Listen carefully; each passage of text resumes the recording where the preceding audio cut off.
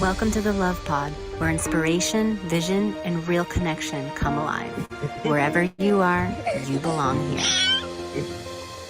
Welcome to the Love Pod, everyone. I am Nathaniel, your host for today, and I'm joined by the awesome and extraordinary Dani Margeaux, who is a soul activator, so cool, and a grid worker, and helps people by guiding them and activating their soul's remembrance and to live their most fulfilled life. I think this is such important work.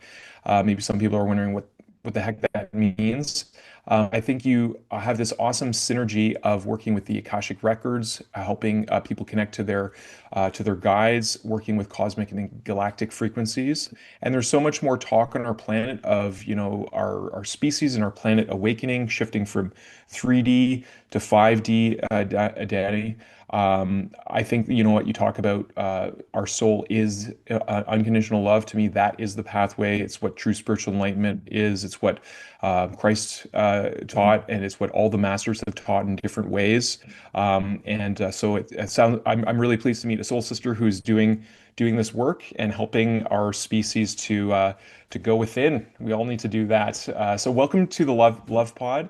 And I'd love for you to just tell us more about yourself, what brought you to this work, and what's your why behind this important work.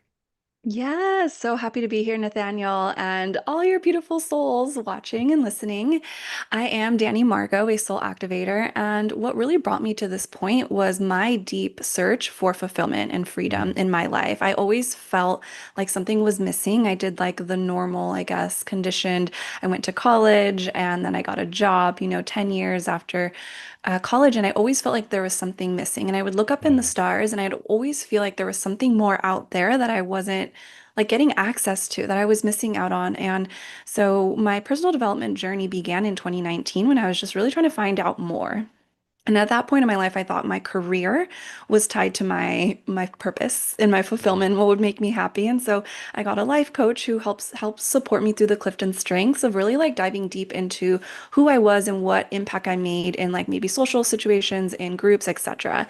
And I got my dream job at the city in finance, left after 6 months, got my another dream job as a property manager for a year, left after a year, and just like job after job was figuring out that my purpose was not tied to a career, but actually how I viewed myself. And so this was a long journey of just trying to figure out what that was. And what really led me to this point was understanding that everything in the physical reality that I had witnessed and experienced only brought me so far. And when I when I opened the bridge to the unseen world and began to Mhm. see the magic and the mysteries that lied within that, then that's when I was able to like expand all of my consciousness to really understand what my purpose is, my freedom, and what brought me success. And so they say like you teach what you heal through. And so now that I Mhm. am really embodied in my purpose and fulfillment and freedom through my self acceptance and love and compassion for myself, I'm able to hold container for others to find that within themselves as well. Mhm.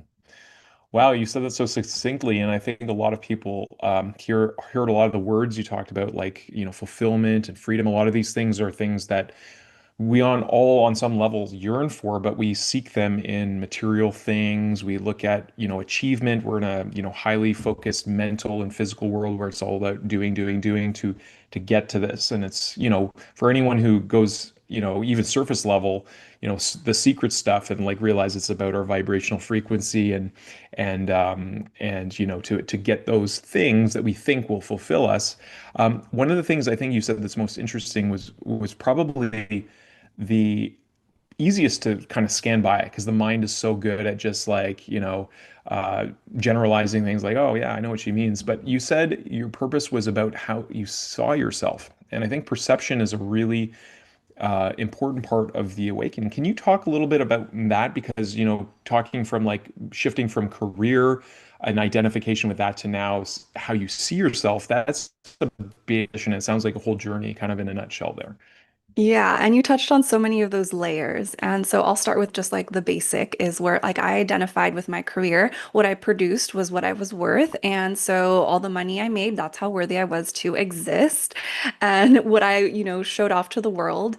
And when that was stripped away from me from when I was switching jobs after job and realizing that like my identity was faltering and I had no foundation, I learned that a lot of my beliefs were actually what was holding me back. And so doing that inner child work of that version of me who, felt like she had to do more and never felt like she was good enough to take up space, to be a friend, to be whatever that was, as aligned with kind of just finding out like who I really was at a soul level. And I think the energy of like doing, when I would do more, I would get burned out, overwhelmed, stress, and my nervous system was so dysregulated. And so when I was able to move into the parasympathetic, really heal my physical body, I had chronic pain all through my 20s. I was an athlete, played basketball, backpacking. And when I was in a car accident was like that pivotal point that kind of pushed me to like, okay, you've been searching for freedom and purpose. And now you can't even do anything that brings you joy because you're in so much pain.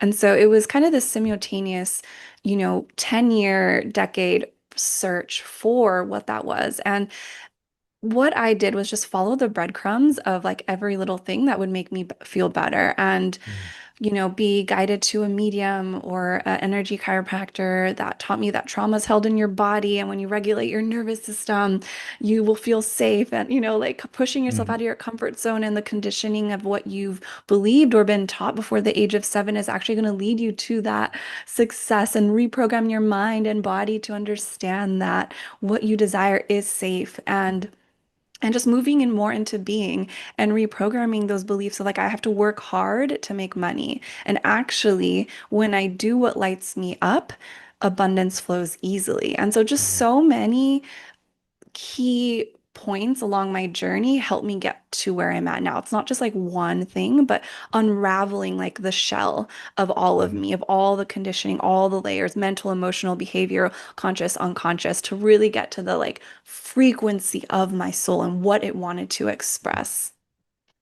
That's beautiful and very well said. And when you talk about what lights you up, I feel like one of the things that becomes apparent on this journey, it can seem very individualized when you first start, and it can feel very isolating. And I see you nodding, so I'm guessing it's similarly for you because as you learn all these things, whether it's like health things or meditation or whatever, I mean, I remember looking around and my family was like, "You got to do this. You got to try this. You got like, oh my God, your life is going to be so much better." And a lot of us get the pushback, right? Because we're going against the grain of the mainstream.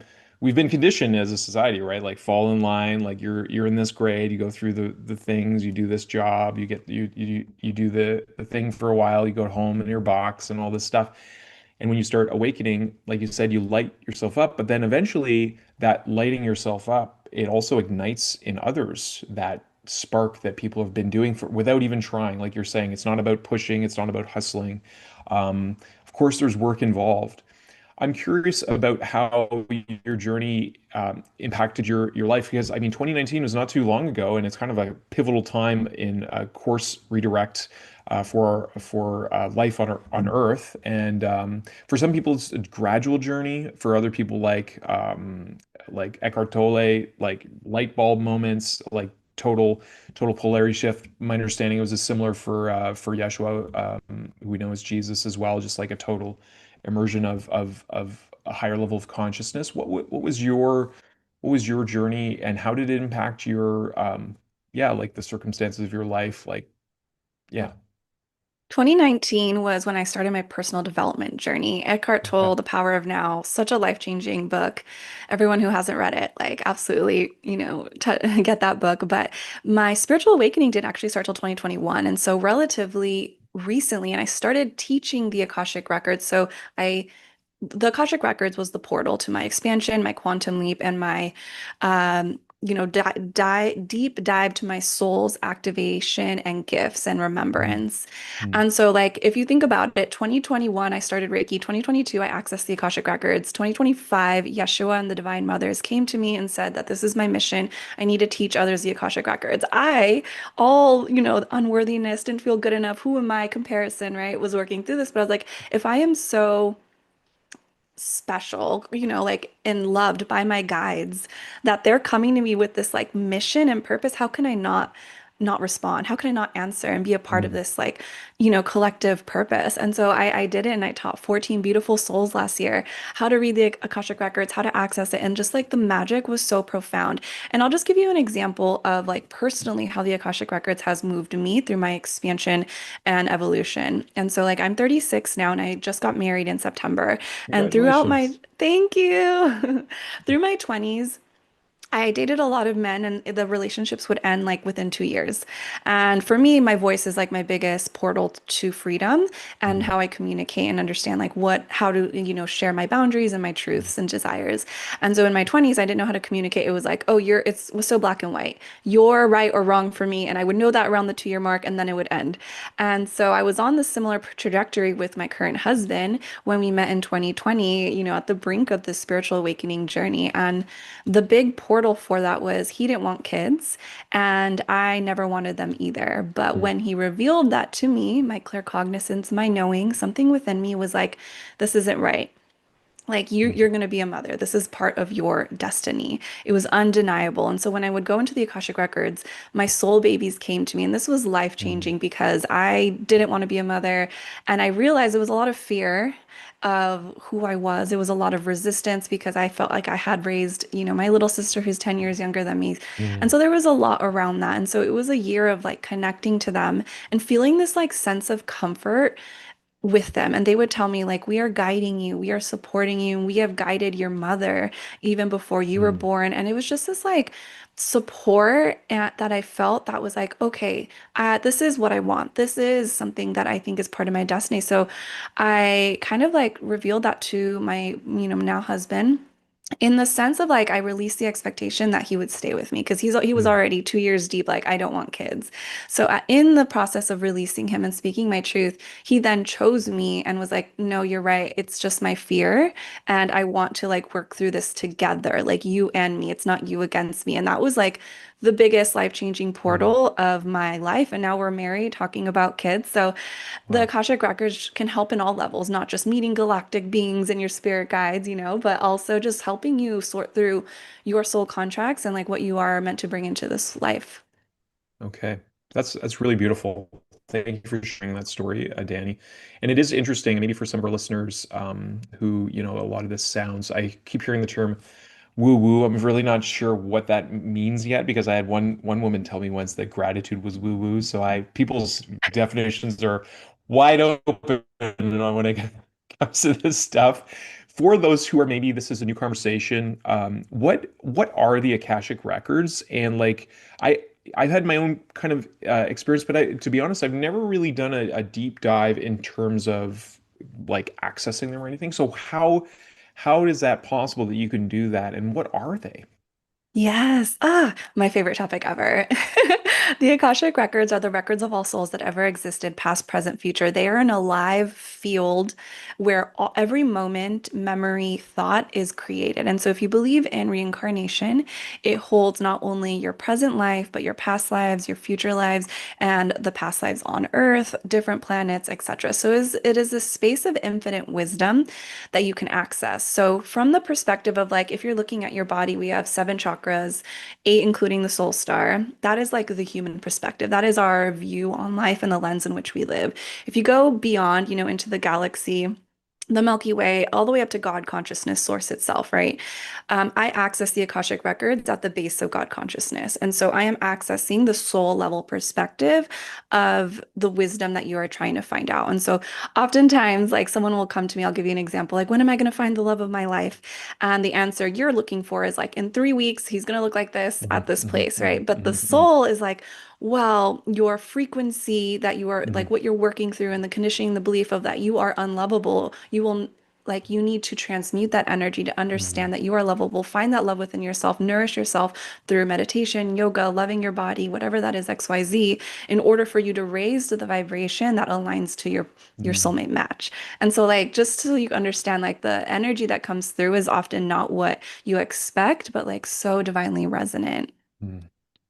Yeah, see, to me, that's a very resonant understanding of freedom, right? Like, and because there is this concept, that needs to be approached one way or another, whether it's philosophically or scientifically or spiritually. It's like this idea of, you know, creation versus, random causation. And then, but if everything is consciousness, then there's also like freedom and choice is important in that. So this concept of destiny being more about our focus, our vibration, and the choices we make from those vibrational states makes a lot more sense than this will happen at this time, which can be kind of at least from my angle, like I was not really interested in any of that stuff, like New Age, what would be considered New Age on my journey, like well into after my awakening started. So it was kind of foreign to me because I never really spent much time. And I noticed there's this like propensity to think that things happen in a deterministic way. And in my experience, that's very much what you're saying. It's like, no, because otherwise, like, first of all, it'd probably be boring on a soul level. It's like, oh yeah, this is gonna happen, and then this is gonna happen, and so it would take away a lot of the adventure and the creativity of it. And also, the concept of mastery, because when you're talking about soul activation, can you talk more about what you mean from that based on your view? Because I think this is something that's really important because a lot of people, like we talked about the layers of identity, like people identify as their work or their thoughts or their body or all these things. And the soul is often something we describe as something that we possess, which doesn't, to me, is not accurate. But I'd love to hear your perception of what is soul activation.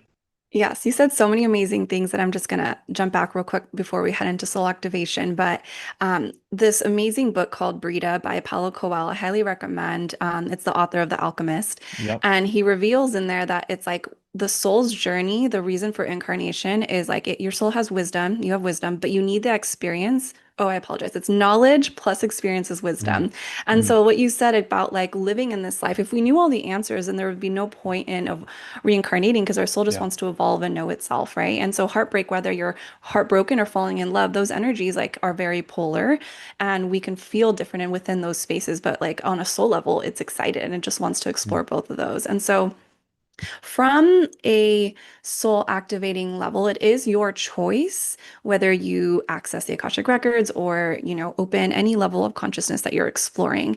And there are multiple timelines at play in when it comes to all of this. But when I say soul activation, I say removing all the layers in which you thought you were when you were raised, right? mm, In the last 20, 30, 40 years, however old you are and really getting down to the root of how you want to express yourself, how you want to see yourself, how you want the world to view you from a place of fearlessness. mm, And so coming to a place that every action you take is heart-centered. It's from a place of intentionality and reflection, and it is for the highest good of the collective. It is not like, this is for me. I want to make money so that I can have this awesome job. Yes, that's important, but why? Because mm, when I have a platform, a bigger platform, I can give back to nonprofits and I can actually hold bigger spaces for people to awaken, right? So it's shifting that perspective from the I to the we to the collective and activating that part of you that is fearless to step into your destiny and purpose in a way that is loving, kind, and compassionate. yeah.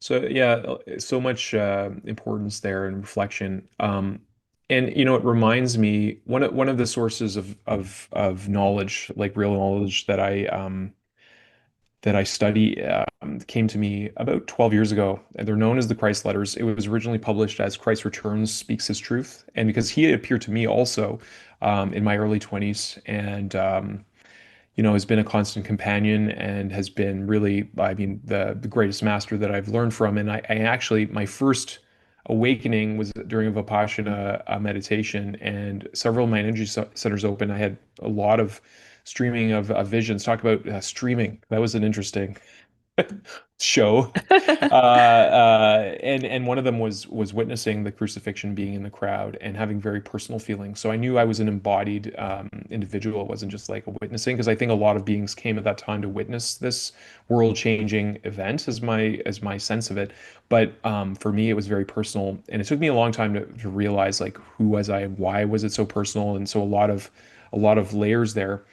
And and I mean, in meeting my partner, I have more knowledge of who I was, and I've met some people along the way that have recognized me from that time, which is interesting too, because I feel like a lot of souls are incarnating during this particular time, which Indigenous people from around the world have prophesized about this time of great transformation. And basically, we have a choice, not only individually but collectively, in terms of what timeline we're focusing on. Are we going more into awakening to the reality of love, or are we going more into distraction and diversion? And I think we all have to make that choice on a certain level. But the reason I'm bringing this up, because in the letters, one of the things he talks about, which I think is really interesting, he clarifies what he meant by returning to that childlike state, which you spoke to, and going past all those layers of like, who were we before anyone told us who we should be. And that's a big deal, right? Because when you can enter that, I think for those who are willing to even attune our antenna to that state. It's like we were like I mean, I see it every day of my daughter, like everything's like magic and miracles that you pointed to, right? And it's like, yeah, everything's like, yeah, and you feel big things too, right? It's like, oh, I'm really sad, I'm really happy. It's like, and allowing that spectrum of emotional experience, that wisdom, to pass through our physiology is very important. And how many of us like kind of cloud that over because of the self that becomes conditioned. So I'm curious, with the soul activation work that you do, what are some of the transformations that you've seen people? You talked about doing like helping 14 people really start to access the records. And that's cool that you teach that. You're not just a source that people come as like an oracle, but you actually teach people to read. I'd love to hear about some of the journeys that you've seen in some of the unfoldings, Danny. Yeah, so many beautiful things. Yeshua was all the ascended masters, I think, are so beautiful when you connect to that, to their energy. And Yeshua has been a big part of the creation of my Akashic containers. And I also feel like that vision that you had and like watching Jesus on the cross, like I also have a past life in that time. And Mm. it's interesting because some of his disciples have been like coming to me recently about just like the what's happening now is Mm. like exactly what you related to, like was what was happening there. And it's like what we are being called to do now is anchor deeper in what we believe in God, universe, source, whatever you believe in. And continue to trust yourself because in those moments they did. And now it's that story is told, for lifetimes. And so just really anchoring into that. And in terms of like what magic has like conspired within those spaces is one beautiful student had never heard of the Akashic Records prior to like a month before I started teaching it. And she found me on Google. We went in and during my readings, I'm channeling, they don't know how to do that yet. But I am sharing like the wisdom and the connection and these visions that you receive during your Vipassana, which I've been really feeling called to a silent retreat. So this is my divine sign. But yeah, that vision is just calling intentionality to that vision and bringing them forward to learn the wisdom that your soul wants to share. And so after that, she booked my, container right away.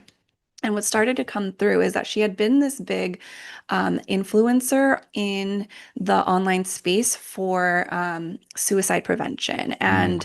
And her own safety within herself and her capacity was blocking her from really expressing herself in the fullest light. There's a lot of conditioning and wounding that she had. And so when she got big, she kind of crashed because she did not Mm. have the safety within her body, within herself to Mm. hold what was being shared to her. And so she had crashed right before, the divine remembering my Akasha container. And so through that process, she was able to understand like the contracts that were coming through of a victim of, really being in the spotlight and how she is meant to be a global leader, a thought leader, and really be, write books and share that wisdom on a big stage. And so, really, the process was getting to those contracts and doing the healing. This is a work. This is devoted work. This is not just like, oh, I'm gonna, hear what my soul wants to say. It's like, okay, how can I now clear that? How can I Mm, heal that trauma that's held in my body? How can I heal that karmic the karmic energy within my body? How can I heal the ancestral wounding within my body? The which wound is a big one, fear of being seen, fear of being rejected, which can come through as people pleasing, perfectionism. And so really clearing all that and helping her move through that so that she can be the clearest vessel when that drops in. mm. Yeah, and that's, I think those are the two sides of the coin. I feel like the journey of awakening, of mastery, however you want to look at it, it's actually a really simple one. And you mentioned that, that first pillar of cleansing our consciousness, healing the beliefs, really going within and feeling them and allowing that transmutation is probably the biggest step for most people because there's a reason why our nervous system has been pushing it away for so long because it feels scary. It feels, it's like we don't want that, and we're biological beings, so we're like, the ego is primed for keeping us safe. So it's like feeling those kind of traumas that, like you mentioned in the beginning of the show, it's like the issues are in the tissues, like our body remembers. So it's I love it's an that. uncomfortable thing. Yeah, yeah. And well, it's interesting. I've been so fascinated with the interconnection of everything, and in holistic health, like the dimensions of the body alone, I think are really interesting. And so I'm curious. One of the things that I find really fascinating lately is the fascia. And we had Annie Imprima who's been on too, and she was talking about how the fascia, basically is like our connectors to everything. And that I think for highly sensitive, energetic people, neurodivergent people, like we just can feel someone right away. We can get so much information, and I feel like the fascia is a big part of the awakening too, and the radiance of light that when we become more photonically dense, more the soul is more inhabited in the body. I think that's a big part of what creates the glow that is referred to, in art and all these things of the masters. But what I was going to say was, in terms of the, so once you start accessing the Akashic records, how how does that shift happen on a physiological level? Is there like more information that's coming through? Is it like journeying, like going on a guided meditation, or is it just now, like now that that door is open or the channel is open, that you can just access those records and have a clearer view? Because I'm in my back of my mind, I'm like I've had glimpses of memories, but I feel like it would be overwhelming to have like all that information. It must be like there must be like a librarian, so to speak, that kind of keeps it so that we're not, like, frying our wires here because we are a biological being. So, yeah, what would you say to that, Danny? Yeah, that's like the best question. So, of course, your consciousness will always move quicker than your physical body. And so, a lot of, continuing to work on your nervous system is going to support you Mm, accessing higher frequencies, right? So, like we talked about the seven chakras, eight chakras with the soul, and then all the way to God consciousness. If you're accessing like galactic beings, like Lyran, Orion, Mintucket, Andromeda, and like your body needs to feel safe. So yes, I always connect and ask for what is for my highest good and the mm, highest good of the collective. So I'm only shown what I can handle in mm, that moment.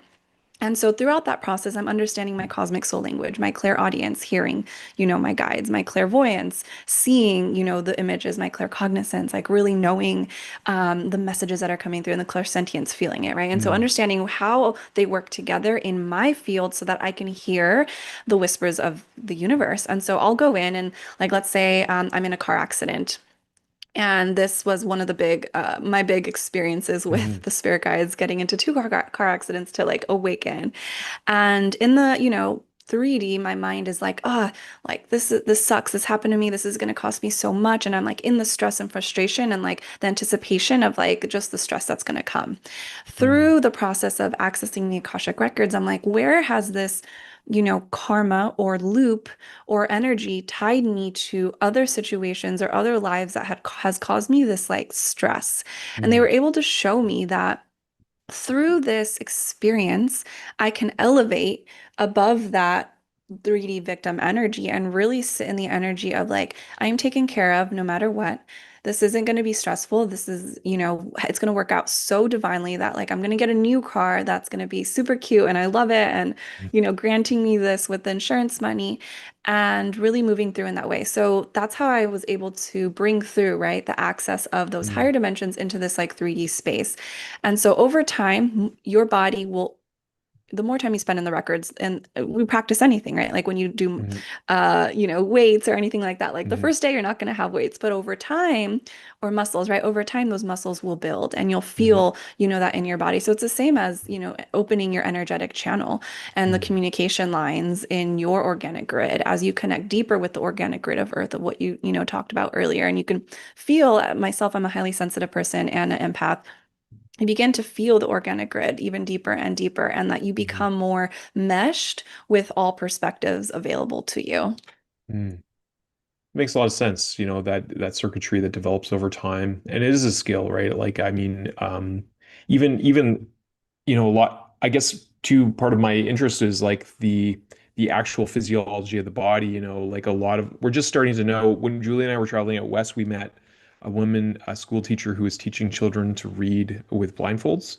And they could see like the books being read and the other thing. And it turns out this is a skill that like all children can learn easily. And it's not even that they're seeing with their pineal gland, it's that they're seeing with their energetic field. And our friends, Winsome Kind, all of their children went through this training. They can all read books and see That's so colors and things cool. with their eyes with blindfolded. So yeah, it's very cool, right? So all these innate abilities that are part of our like the structure of the body is really interesting, right? Like the way it's all mapped out, the golden ratio and all the different dimensions and geometries that are here, but often dormant unless you awaken them through different processes, whether it's yogic work or any of the Eastern traditions, or just going through some profound experience, like you said, like a traumatic experience that awakens you to a higher possibility of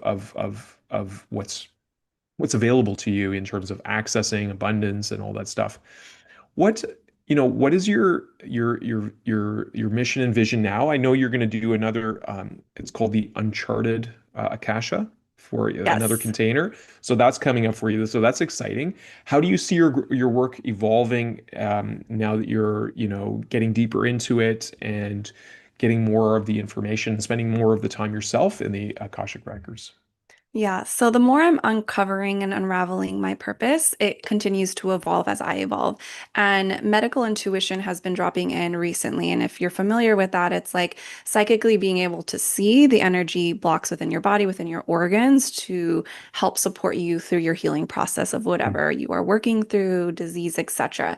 And so just like wanted to bring that back of like in the Akashic Records, whatever your purpose is will be amplified. And so mm, for me, I needed like the last 3, 4 years to really just hone in on like the specificity and the clarity of the language that I have with the unseen world. And now I am being shown like when people come in, I'm like, oh, like your adrenal gland is like underworking and like, or this, like your liver. And it's like, oh, like these are the steps that you need to take, whether it's like, eating something or just like mm, bringing more restorative time to help support them along their journey has been really awesome. And so, in terms of the Uncharted Akasha, it is going to be like a group container where I do think healing needs to come first. And it's mm, like that ancestral healing, the ascended master healing, and an inner child healing of just like clearing away what is stopping you from really accessing the infinite wisdom of this alive field. mm, And from there, we go into the activations, which is like the soul retrievals, the DNA activations, and really coming online these soul contract keys that I've been seeing within the auric field, which, are the 7 layers within the auric field: mental, emotional, etheric, astro, I forget the other one, and then spiritual, right? Where so I work mm, with the astral realm as well as the astral body, and really just getting those key contracts to activate them so that they can utilize them. And then the last 3 weeks is really about getting the clarity that you're really searching for. Because now you've cleared away the conditioning, you've activated the parts of you that connect to these higher levels of consciousness. Now it's getting the clarity with your spirit guides and your highest timeline of what really is going to serve you in the most fulfilling and freeing way, and getting the blueprint of what steps need to be taken in order to achieve that. Mm. What do you find are the biggest challenges for people doing this work? Maybe even yourself, like because there's yeah, I'm just curious. I mean I could imagine, and I've had my own direct experience, but I'm curious to hear from you. After reading and coaching hundreds of clients, everyone wants to feel safe, accepted, and loved. And Hmm. so they often have a vision of what they want, but they don't believe that they can achieve that or they are worthy enough or they are safe enough. There's this huge fear, Mm. and it lives in their mind where they just repeat over and over again these like narrative loops of why they can't achieve this Mhm. thing. And when they are seen for the first time, someone stepping into this work, maybe never having any kind of spiritual reading before, and I share with them, the soul's whispers, they're crying at the end, just like full like resonance to what their soul's saying, Mhm. recognition of like what they've been maybe hiding behind and really revealing, the truth of them, of their soul. And so the biggest part is the fear. And I think just helping them bring through more kindness, compassion, and forgiveness Mhm. to themselves in this moment, but also Mhm. all the past versions of them, past lives, they've lived, and really, really getting the clarity of who they are Mhm. and reiterating that validation to them again and again so that they no longer seek that validation outside them. And it then in turn empowers them, builds their trust and their connection. So that's kind of the process in which I guide them through. Mm.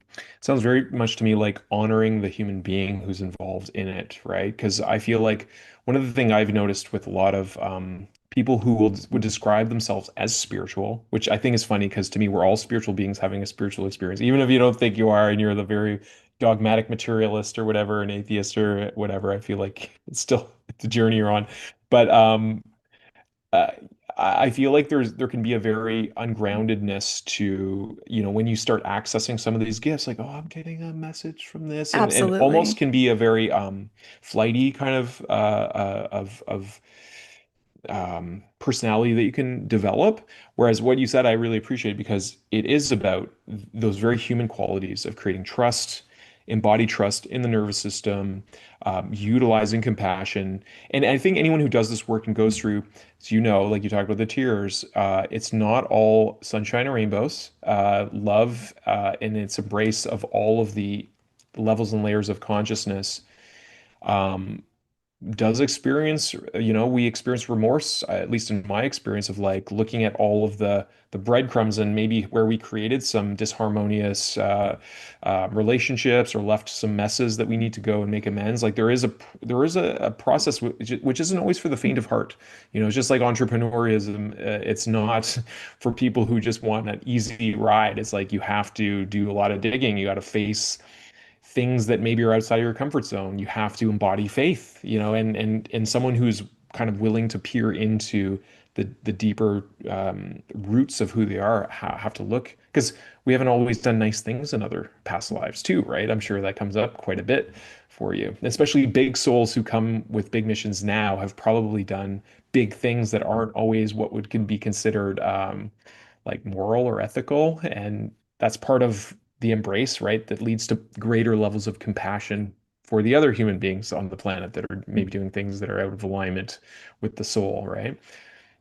I have so much to say on this, and yes, I have done some horrific things in past lives, and grieving has been the biggest key and portal to self-acceptance Mm. of myself. I've had Just to briefly share, I've had lives where I've like been a male, like raping other people. I've been a male, like persecuting, I've just been people who like haven't been the kindness, right? Mm.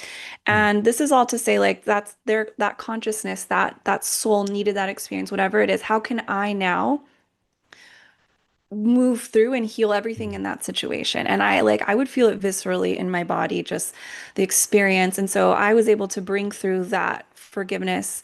I asked for forgiveness of the people I was affecting and just really clearing the loop all around to help support this energy move forward as fluidly as possible. And Mm. like you said, like the more you go up, the more you have to be anchored here. And Mm. so, like for me, anchoring into my Earth star, to the center of Mother Earth, her heart, really regulating my nervous system helped me expand my capacity to go higher. And so, Mm. definitely like the way the way to higher levels of consciousness and perspectives, I believe, is through the body, through the Mm, vessel, through the heart. And so moving through that. And so it's going to help you be kinder to yourself in these moments of grief when are seeing versions of yourself you don't like, or traits in which yourself that you don't like, and just really move into that acceptance. mm, mm. Very beautiful. I would be remiss not to ask you because you mentioned something really important, like going into the earth heart, and why it's called lighter vision is that reflection. I remember when I was like 18 years old, I was contemplating heaven even back then, and even before any of my spiritual experience, like what is this heaven thing? And like everyone's talking about like going to this other place, and something that I don't even know if it is word for word in the Bible, but I knew that like Jesus talked about heaven being now and near, and I realized the words own and earn are those words just with the last letter. And as I thought about it, it's like putting the horse before the cart. And then I thought of the word earth, and I'm like, this is so weird that we call it earth. It's like it's mainly water, and it's like it's all the diversity of life, and there's everything here. There's so much here. Why do we call it earth? And to me, there's the divine clues, those breadcrumbs that have been left collectively for us.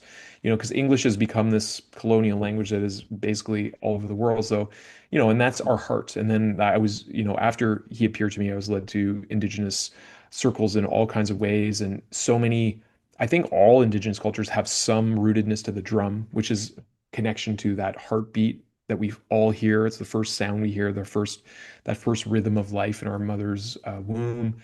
And so I'm curious from your perspective, because I've been obsessed about world enlightenment. We call it home, heaven on Mother Earth, right? And I believe it is a state. It's a state of being where we're all in resonance with that heart, and we're attuned to it. We're in coherence not only with our own heart mind, but with one another and that heart.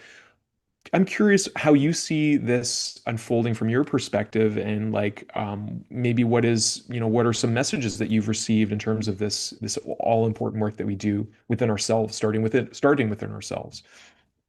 Yeah, where consciousness wants to go is this bodied, heart-centered, intentional way of being, not doing. And connecting, the first time I connected to Mother Earth, and really like I went down and I got these visions of like this beautiful violet flame, and I felt her heartbeat, and I Mm, felt so deeply connected to her but myself, and I felt in a sense of peace I'd never seen before mm, or felt before. And then I saw the universe within Mother Earth, and I was like, wait, the universe is within us just as source is within us. And so these were kind of like my mhm, little enlightened thoughts that were coming through.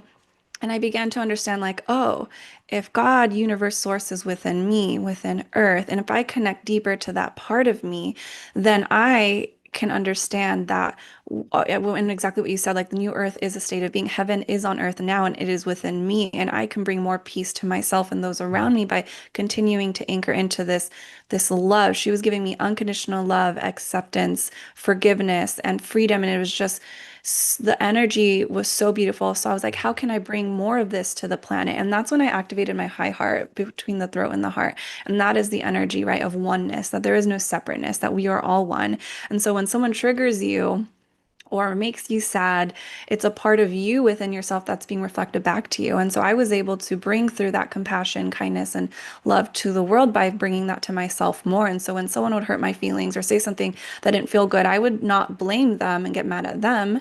I would maybe, reevaluate their weight, their position in my life, but I would look within myself and be like, what is this energy that wants to be seen mm, and released or transmuted? And so it was like, oh, this is what I actually don't like about myself. And how can I continue to bring that love, compassion, acceptance, and kindness so that I can be this vessel of peace and mm, oneness? And so I really can say that now by connecting to her heart every single morning and my heart, I'm able to bring more harmony in my life. I feel like mm, I haven't been like really stressed even through wedding planning last year. And in a year, I'm able to regulate and really bring that harmony and balance and peace.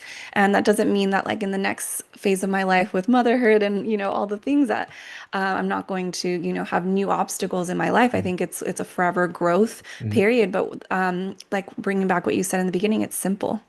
It's very mm. simple. The more you anchor in to yourself, your heart and her heart, the more consciousness will come through and reveal to you the wisdom of the universe that you are worthy, you are enough, and you are loved. Mm.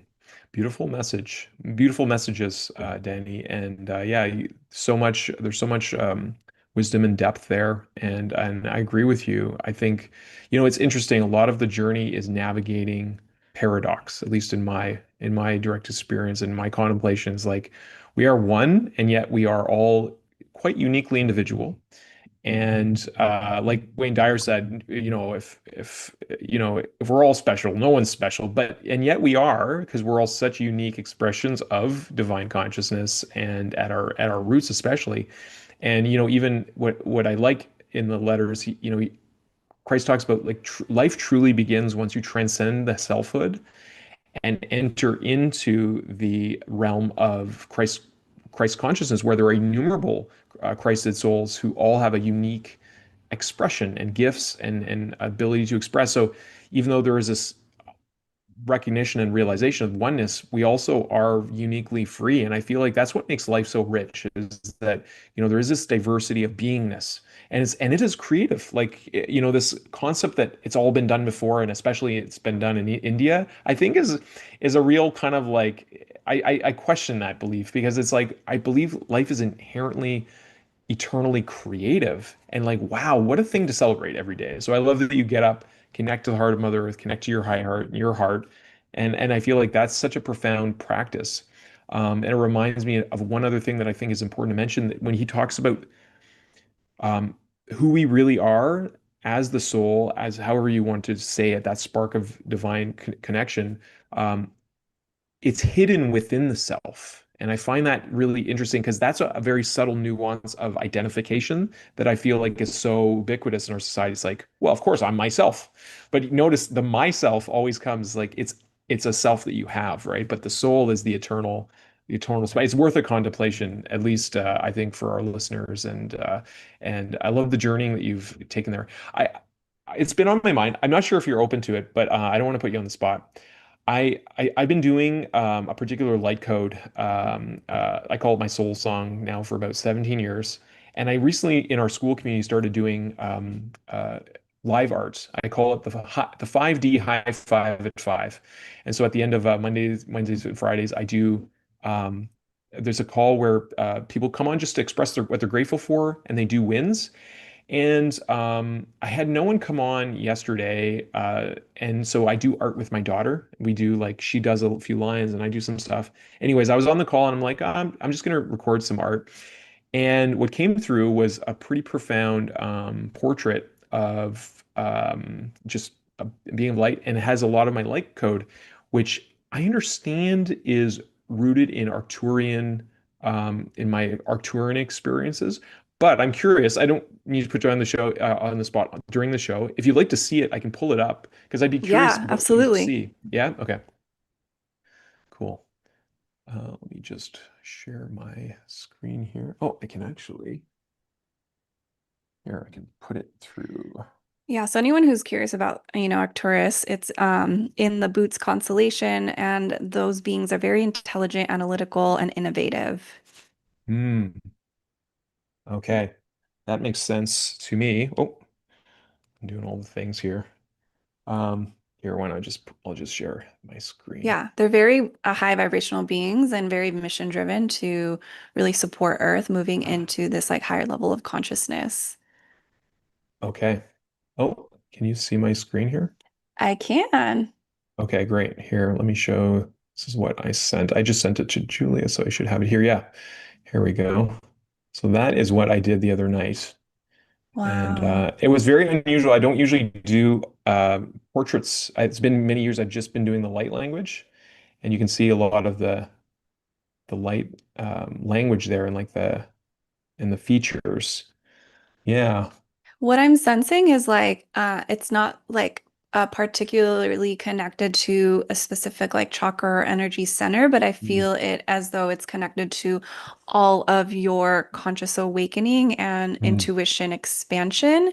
I see it as this like light that like when I'm receiving this, right? So like I'm looking at your light codes and now I'm receiving an activation, thank you, Mhm. from this like beautiful art that you've created, right? So for me now, I feel this like the violetness in there is like radiating within my field, and I feel as though like my clairaudience is like coming online like a little stronger.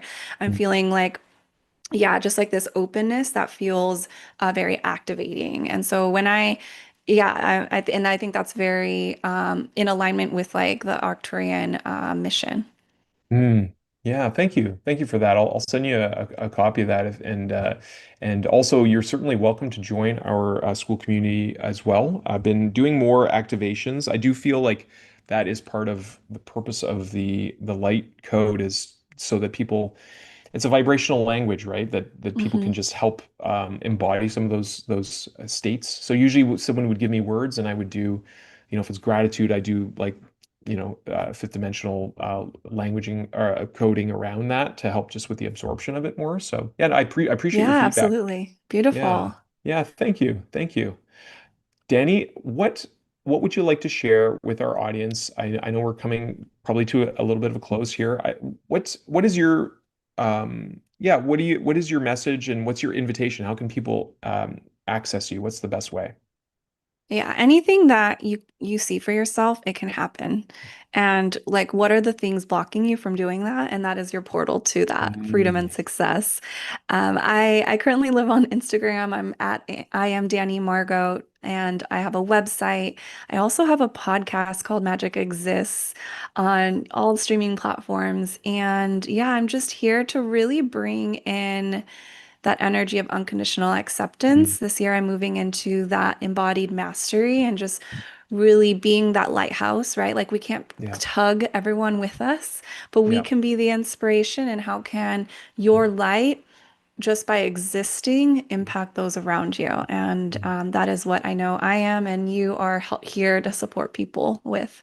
Yeah, thank you. You know what? That's a very important message for especially the listeners here who are feeling called to this, whatever kind of leadership, or if you're a community builder, or if you're sharing your gifts more publicly, or having an offer out there. I feel like it's really important to take that in and to really to nurture that because there is a sense of wanting to share our gifts and to help the people around us that we see suffering, but realizing there are really no victims in that vibrational choosing that you're talking about, right? It's like the best thing we can do is raise our light and our circuitry that allows for more light because it's so easy to become depleted in a world where there's a lot of people looking outside of themselves for resources. So if they find a bright light, they might try to take, and I feel like that discernment and that self-trust of really like you said, constantly, being the chooser of who you're surrounding yourself, and we ignite one another. But I feel like the at least from my perspective, this is a time of, you know, being in circle with one another and collaboratively doing it. Not We don't need another figurehead to lead us. We really need to find that mastery within so that we can create that safe space for future generations and for those maybe finding later in life that there is more, that magic does exist. I love your message, Danny. Really appreciate it. I feel like I already asked you this, but I'll ask it one more time, maybe in a different way. If you had a magic megaphone for that message of magic exists, and you could talk to everyone in the world right now, and everyone could really hear your heart, what would you say? You are amazing. You being born here is that's your birthright to abundance. Like the biggest thing that you can do is to find yourself deeper. And so whatever that is, bringing in more joy, it's okay to be joyful. It's okay to do what brings you joy. And that is going to be your portal for exploration, expansion, and the success and freedom you're looking for. Mm. So wonderful, beautiful message. Thank you so much, Danny. Really appreciate who you are, your beingness, and your gifts. And thank you for taking that leap into your own awakening. I feel like we never know who we're gonna ignite in doing that work ourselves. So thanks for being a light in the world, and really appreciate having you on the show. unless there's anything else you'd like to share, I'd love to welcome our daughter to thank everyone for watching. I love that. Thank you so much, Nathaniel. It's been such an honor.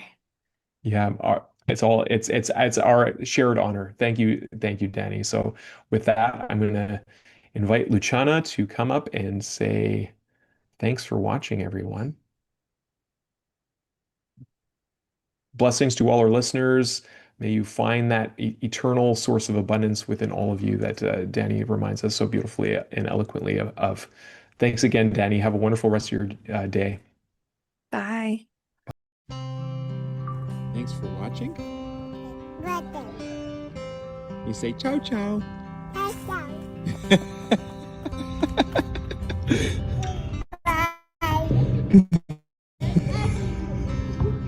I love you so much.